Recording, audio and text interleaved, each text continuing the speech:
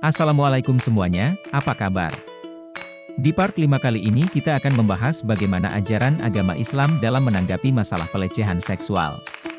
Yuk kita bahas bareng. Yang pertama yakni dalil menutup aurat bagi laki-laki. Menurut Imam Nawawi, mengenai aurat laki-laki terdapat 5 pendapat dalam mazhab, namun yang tertulis dan dinilai syahih kebenarannya sesuai dengan kitab yang ditulis oleh Imam Syafi'i. Aurat laki-laki adalah antara pusar dan lutut. Namun pusar dan lutut bukanlah aurat laki-laki.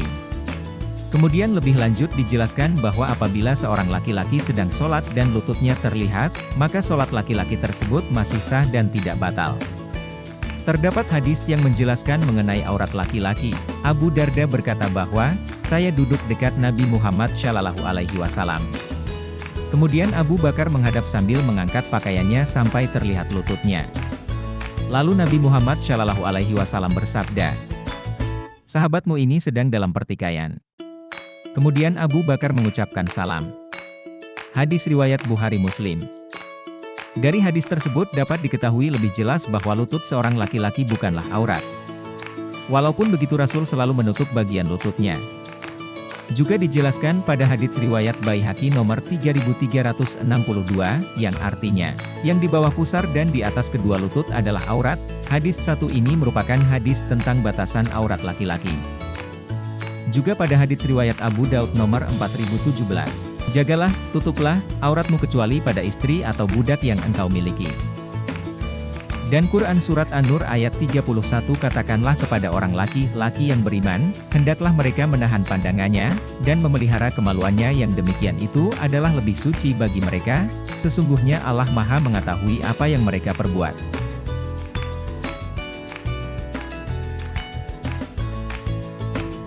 Kemudian selanjutnya adalah dalil mengenai batasan aurat bagi perempuan, yuk kita pelajari bersama.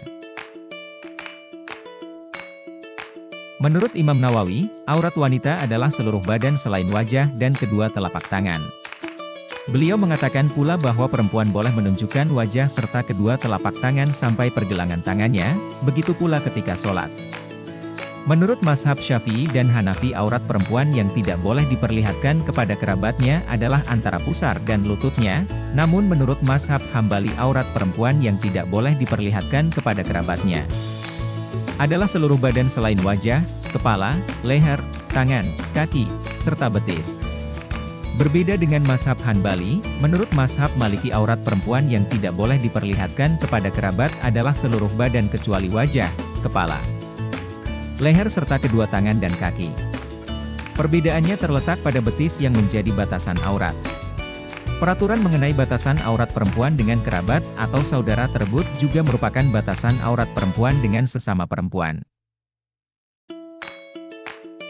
Juga dijelaskan pada firman Allah Subhanahu wa Ta'ala Quran Surat Al-Ahzab ayat 59 yang artinya, hai Nabi, katakanlah kepada istri-istrimu, anak-anak perempuanmu dan istri-istri orang mukmin, hendaklah mereka mengulurkan jilbabnya ke seluruh tubuh mereka. Yang demikian itu supaya mereka lebih mudah untuk dikenal, karena itu mereka tidak diganggu. Dan Allah adalah Maha Pengampun lagi Maha Penyayang.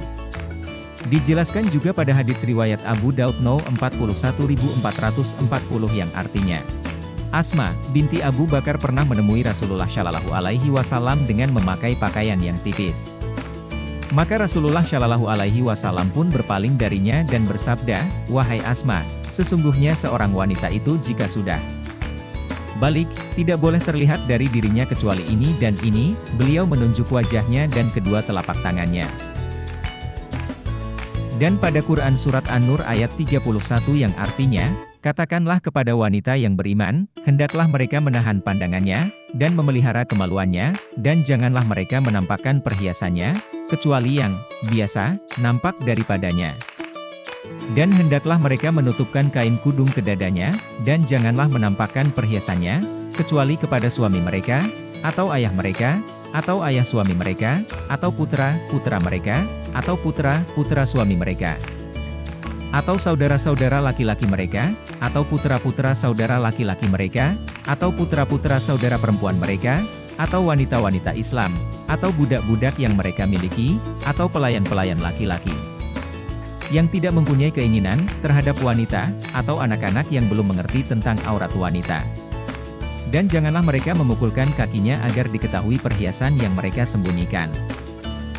Kemudian berikutnya di dalam Al-Quran juga menjelaskan terkait larangan pelecehan seksual maupun hal yang memicu terjadinya pelecehan seksual. Pada Quran Surat An-Nur ayat 33 yang artinya, "Janganlah kalian paksa budak-budak wanitamu untuk melacurkan diri, ketika mereka sendiri telah menginginkan kesucian dirinya, hanya karena engkau menginginkan kekayaan dunia. Barang siapa yang dulu pernah memaksanya, maka Allah Maha Pemaaf dan Pengampun." Dijelaskan juga pada Quran Surat Al-Isra, ayat 23 yang artinya, "Dan janganlah kamu mendekati zina, sesungguhnya zina itu adalah suatu perbuatan yang keji dan suatu jalan yang buruk." Materi pada part kali ini sampai sini saja, terima kasih. Sampai jumpa di part berikutnya.